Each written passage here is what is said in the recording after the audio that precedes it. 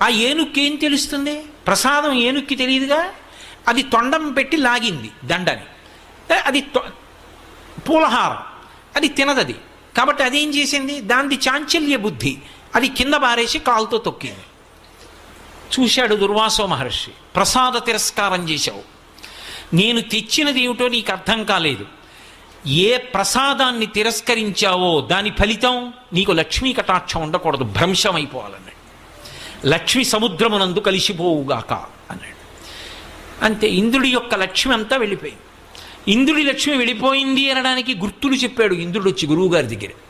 ఆయన ఏం చెప్పాడంటే, మొదటి మాట ఏం చెప్పాడంటే, దేవతల యందు ఉత్సాహము నశించిపోయింది అన్నాడు. ఇది మీరు బాగా పట్టుకోవాలి.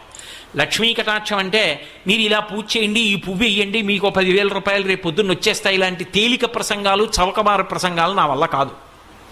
నేను యథార్థమే చెప్పగలను అంతే.